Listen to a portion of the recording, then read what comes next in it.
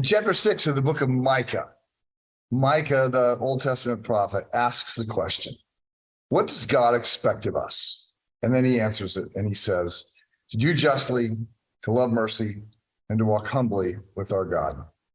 So greetings from Ghana, greetings from a dark hotel room in Ghana.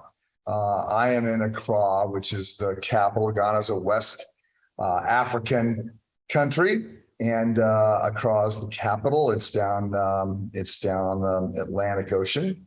And I came here. Some of you are thinking, weren't you just in Israel? Did not come back from Israel. So the Israel trip ended on July 6th. And taking this as a God thing, I actually needed to get to Ghana because as part of Reach, we planted 2 churches in Ghana, and then COVID hit, and I have not been here to see them.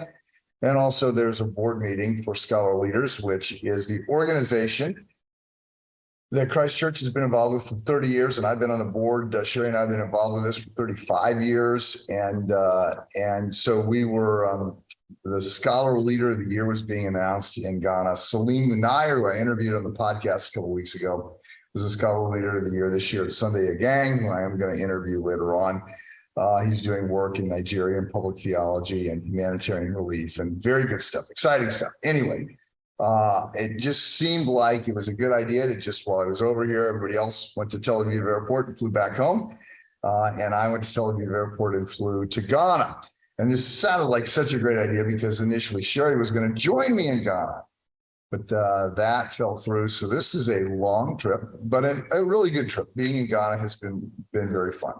And so I am going to the first part of my time in Ghana is with Scholar Leaders and the Scholar Leader of the Year. And we have been visiting seminaries and it's conversations about public theology and a number of other African related theological issues. And then the second half is going to be going to Cuvée, where we invested to try and stop the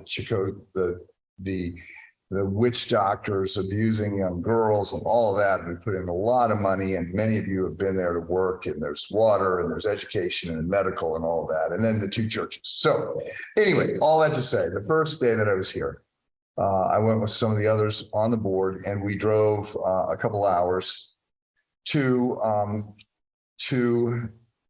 the place where there were forts or prisons or castles. They get called different things. There's 40 of them. We went to one particular one, and this is the place where a lot of the slaves, a lot of the Africans who had been captured are held before they're loaded onto ships. And it is a kick in the gut. There's 40 of these along the coast.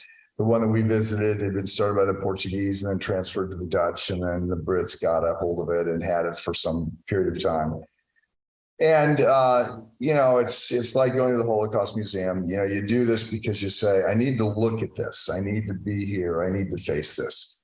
And it's a 500-year-old castle that was used for other things before it was used for this, but it was used for this. And there's the door. I mean, you go into the prison cells and they go, they lock the door and they go, you're in here. Imagine being in here with 400 other people in this room. And then there's the door of no return through which, once you're being loaded on the ship and taken to North America or Brazil, wherever you're being taken as a slave.